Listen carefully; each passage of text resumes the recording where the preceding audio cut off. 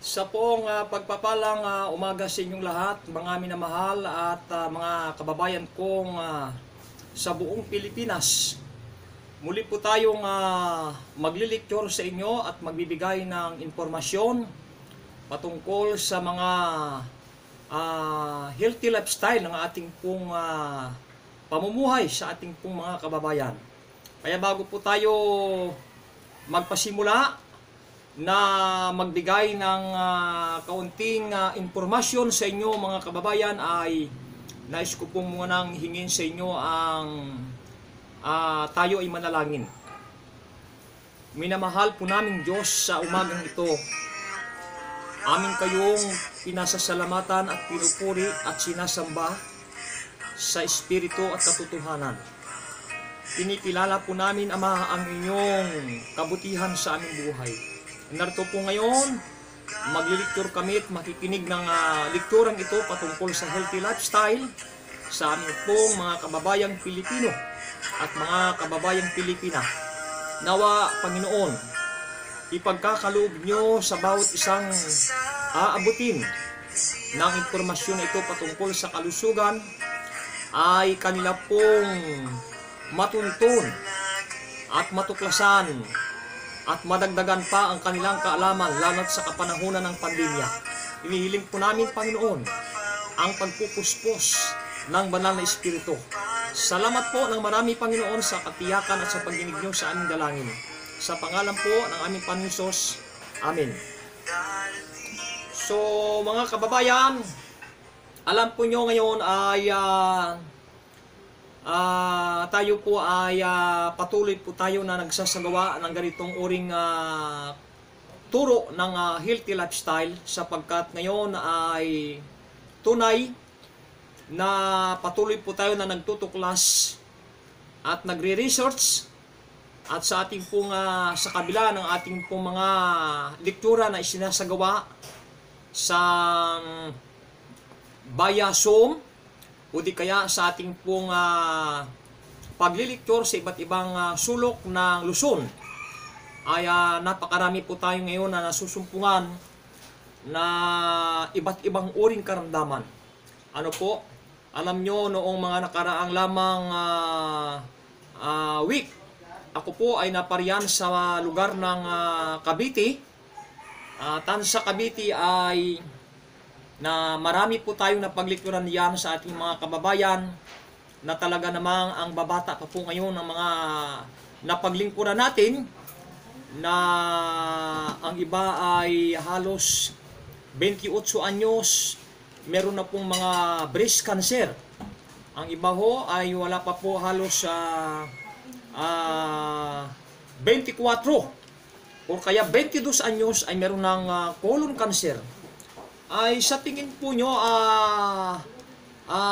alin po ba ang at saan po ba nanggagaling ang mga iba't ibang uring mga kalamidad na yan sa ating pong mga kababayan at maging sa kabilang po ng ating mga pamilya na nakakaranas ng iba't ibang uring karamdamang yan? Alam nyo po, mga minamahal na kababayan, ay ating pong napag-aaralan po yan based sa ating pong nagiging experience, sa ating din pong pag-aaral sa ating pong sa Biblia o di kaya sa ating mga books na kung saan ay napakaraming mga author ay at ito'y mga inuturan po ito. At sa ating pong pagliliktur, pag-iikot sa may lugar ng Kamanaba area o di kaya sa iba't ibang lungsod ng Luzon, maging doon papunta sa Cavite diyan, ay lubhahong talagang napakarami ho ngayong mga kababayan po nating mga Pilipino ang nagsasuffer ng iba't ibang uring karamdaman.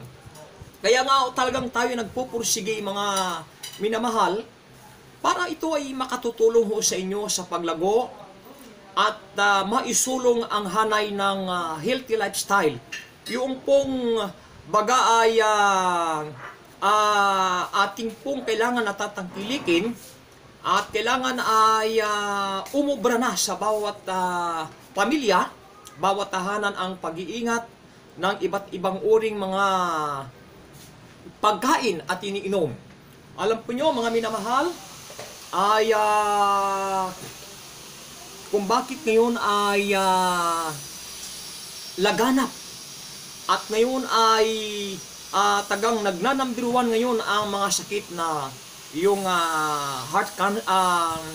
heart disease na yan, yung mga breast cancers na yan, yung diabetes na yan, yung pong hypertension na yan, yung mga pag-atake sa puso, yung nakukumatos ang ibang mga kababayan po natin, talaga namang ayaw po nating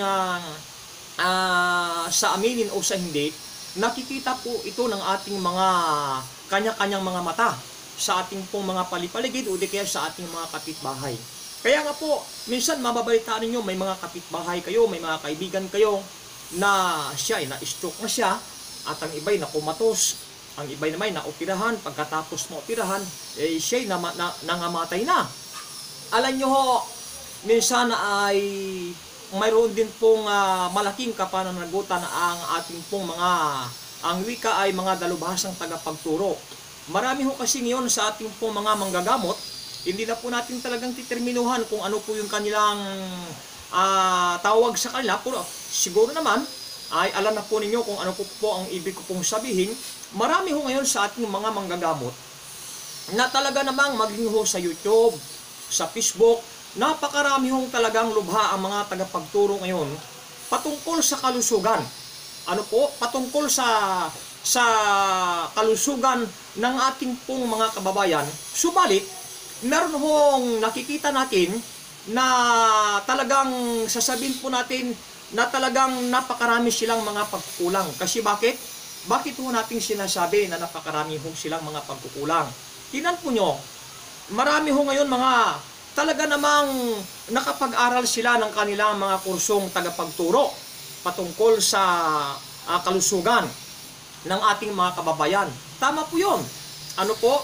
Nakapagtapos sila, datapwat ay yung pong kanilang talagang mintis o kaya palya na pagtuturo, yung pong sa mga tagapagturo po natin ngayon sa ating pong bansa na lamang, hindi na po tayo lalabas, marami po ngayon mga kababayan po natin na mga nagtuturo patungkol sa kalusugan, ang hindi po nila ang mapaalis o hindi po kaya nila ay maituturo sa ating mga kababayan yung pong tama talagang kung ano ang dapat nakakainin ng isang taong mayroong sakit at kung ano pong dapat natatanggalin sa may mga taong mayroong sakit.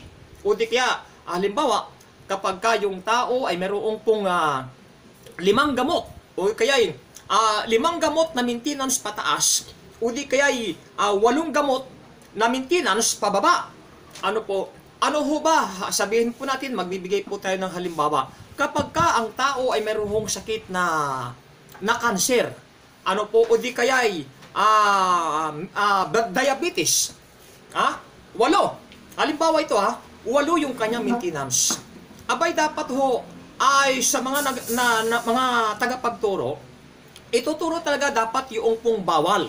Tinan po nyo, maraming ngayon pagka ho kayo napunta doon sa ating mga klinika, ano po sa ating po mga tagapagturo, sa ating mga manggagamot, ay talaga namang sasabihin ay dahan-dahan lamang ho sa pagkakain ng karni ng baboy. Ayan. Ng karni ng manok. Ano po, dahan-dahan man lamang. Ano po, talagang naman, yan po yung mga malihong turo yan. Bakit hindi pa ho nating sasabihin na ito po ang dapat na hindi na dapat kakainin?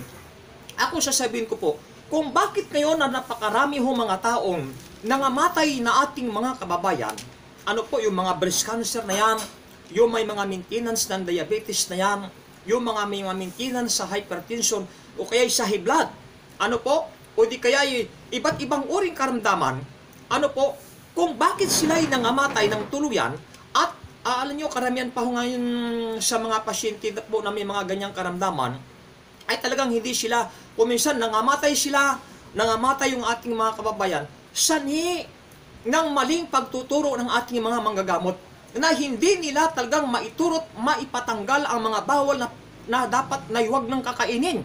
At ito pong mga, alam nyo, pagka kayo ay halimbawa, tinan nyo po yung aking pong pinuntahan doon sa Cavite, hindi ko na babanggitin ang pangalan. Siya po ay stage 4 na po ng breast cancer. Abay talagang naman ang kanyang sugat sa dibdib ay kalaki. Napakalaki, ito ay ganyang kalaki yung sugat, tapos ay umabot na po rito sa likod yung sugat ng kanyang breast cancer. Ibig kong sabihin, malala na yung kanyang karamdaman.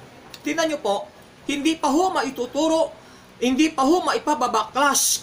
Masasabi ng mga manggagamot na nakatalaga sa kanya na huwag ka nang kumain ng karne ng baboy, huwag ka nang kumain ng pinirito, huwag ka nang kumain ng mga pusit na yan, huwag ka nang iinom ng mga soft drinks na yan, huwag ka nang uminom ng tubig na malamig na yan.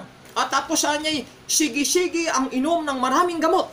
Tingnan niyo po, ang mga tao ngayon, nangamati ng lubha, at nakakaranas pa ng mahabang sapiring ng kanilang buhay. Maging yung kanilang mga anak, yung kanilang mga asawa ay nagiging kawawa tuloy. Ano po? Baon sa problema, baon sa utang, depressed ang naiwan. Patay pa ang pasyente. Tingnan po nyo, maging sa mga na-i-stroke ngayon. Alam po ba ninyo kapag kayo na bagong stroke lamang? Bagong stroke lang kayo. Halimbawa, 1 linggo pa lang kayo na-i-stroke. Mayroon pa lang 100% na manunumbalik yung inyong normal na pagkagawi. Alam nyo ba, tatanggalin nyo lang ang mga pagkaing walang mantika. Kailangan magbabalik ka sa bigan talaga. Tapos inom ka ng tubig na mayroong babad ng lemon o kaya ng kalamansi. Babalik, tapos ipamamasad mo lang ng konti yan. Mayroon ka maintenance na mga yung mild lamang na pagmamasad at mayroon kang exercise, tapos tatanggalin mo talaga yung karne. Babalik kahit nasubukan ko na sa aking pinuntahang na mission ko na nanumbalik yung kanyang 1 linggo pa lang sa na-stroke. Ngayon ay normal siya kasi pinatanggal natin sa kanya yung pagkakain ng karne, tapos meron siyang exercise, at ang kanyang pagkain. Tapos in-smoothie natin siya ng 4 times a day na pag-smoothie. Yung pong kagaya nito sa smoothie na to. Yan. Tingnan nyo po, nakahanda na po yung ating pagkatapos natin mag-cure. Ito po yun ang ating itatangalian. Kombinasyon lamang ito sa 3 piraso. Alam po nyo mga kababayan, ay talagang namang ito ay mabigat-bigat at masakit-sakit sa tayo pakinggan. Ngunit, kapag ito ho'y ating pong namnamin, ay talaga namang ito ho yung reality na naturo na talaga namang wala hong halong pagpapaimbabaw. Ito ang katotohanan sa kalusugan na ito'y hango sa Biblia. Kaya nga po sa Biblia, alam niyo ba, napakarami mismo ho ang ating pong Panginoon ay tingnan niyo po ang sabi ng ating Panginoon, tingnan niyo po yung sabi niya, ang aking bayan ay nasira dahil sa kakulangan ng kaalaman. Tingnan niyo po, ang sabi ni Uzias, chapter 4, verse 6, nasira daw ang bayan ng Diyos dahil sa kakulangan ng kaalaman. Alam niyo, kapag ang tao ngayon ay pupunta ka sa mga manggagamot ngayon na mayroong mga klinika, kapag ikaw ay wala kang kaalaman sa kalusugan, riresitahan ka. Sasabihin ko sa inyo, kapag kayo, mga kababayan ko, makinig kayo. Kapag kayo mayroong home maintenance na 5 gamot pataas, ang pinaka-konklusyon niyan ay mai-stroke kayo. Kapag halimbawa ay 8 naman pababa, halimbawa 8 hanggang sa 8 hanggang doon sa 5, ibig sabihin 5 na lang. 5 gamot na lang araw-araw ang ininyo, mai-stroke kayo, mga kababayan ko. Meron ako nalikturan sa aking pagliliktur, meron hong nagpresent doon yung kanyang gamot na maintenance everyday. Napakabata pa hoy. Ang kanyang maintenance ay 11 pieces na gamot. Daily po yun. Kaya ako'y talagang ako'y naawa, sabi ko sa kanya, sister, yung pong inyong maintenance na 11 gamot na yan, iyan po'y magpapahamak sa iyo. At sabi ko sa kanya, maski hindi na tayo magkita, sasabihin ko sa inyo na mayroong talagang paninindigan. Darating ang panahon, sabi ko sa kanya, mga kapatid, nakakasaksi kayo. Pagdating ng panahon, yung pong ating itong kaibigan, yung pong ating itong kapatid, mai-stroke ito. Susumbatan niyo po ko. At karamihan sa mga nagmi-maintenance ng gamot, mga kapatid, hindi man siya na-stroke, pero ang yugto, inatake siya sa puso. On the spot, patay po yun. Mas kinuha kayo mag-research sa YouTube. Kaya sa mga nagmi-maintenance ng gamot, mga kababayan, mga kapatid at mga minamahal kong kaibigan, kapag kayo'y nagmi-maintenance, kayo ho'y bumalik sa natural na mga kaparanan. Ang sabi pa ay butika ng Diyos, ang natural na mga kaparaanan na siya namang itinuturo o kaya nireresita sa atin ng Biblia. Ano po? Kaya nga po, alam nyo ba, hindi nyo ba napapansin, kapag kayo, napakarami kayong maintenance ngayon, at based doon sa ating karanasan, ano po, sa mga breast cancer na yan, mga hypertension na yan, o kaya yung mga diabetes na yan, na napakarami iba't ibang uring mga karamdaman sa kanilang katawan na nag-maintenance ng gamot. Ang iba'y may mga turok pa po yan. Ang iba'y insulin, ang iba'y kinikimotherapy, at sa mga kapatid, madalang lamang ho sa mga kinikimo. Inuulit ko po, madalang sa mga kinikimotherapy o maging sa mga nag-i-insulin, ang sila'y gumagaling. Kadalasan huyay talagang lumulubha, at tapos sunod yan ay kikimo na sila, at sunod yan ay mga matay na sila. Yan po ang mga realidad na mga katuruan sa healthy lifestyle. Alam nyo mga kababayan, kung lamang tayo bukas sa ating isipan na tayo ay manumbalik sa natural na mga kaparaanan na siya rin namang itinuturo ng Biblia ng ating Panginoon, ang tao ay mayroong tiyak na kagalingan. Mga kapatid, alam nyo ba, meron ako napaglingkuran dyan sa Cavite na talaga namang malubha ang kanyang karamdaman. Noong siya ay aking napuntahan, ay talagang hindi na siya makakatayo. Ang ibig ko pong sabihin, ang kanyang buhay ay 50-50 na. Ano po? 50-50 na. Kasi nagmamanas na siya. Ang kanyang case ay breast cancer. Ano nyo po, nang inismoothie ko siya ng 7 times a day. 7 beses na pag-iinom ng smoothie na kombinasyon sa 6 na uri na natural. Yung pong buko, yung malunggay na yan, yung green apple na yan, tapos yung saging na sabang manibalang kasama yung pinya na mayroong matang manibalang, at yung pong buko kasama yung sabaw. Tapos siyempre may activity check or 6 po yun. Alam nyo ba, sa pag-iinom niya ng 7 times a day ng smoothie, ano po, sunod na linggo ako'y nabalik sa kanya, siya daw po ay nakapamasyal na siya. Kasama yung kanyang asawa. Just imagine mga kapatid, kung gaano ka-powerful ang natural na siya rin namang ginawa ng ating Panginoon. Mga kaibigan at mga kapatid, gusto ko pa sanang habaan ang lekturang ito. Napakarami pa po na tayong ituturo sa inyo. Ito po ay meron pa pong episode 2. Ano po? Mayroon pa po itong karugtong. Abangan nyo po ang ating panibagong karugtong ito sapagkat maiksi ang ating minutes na limit ng YouTube sa atin.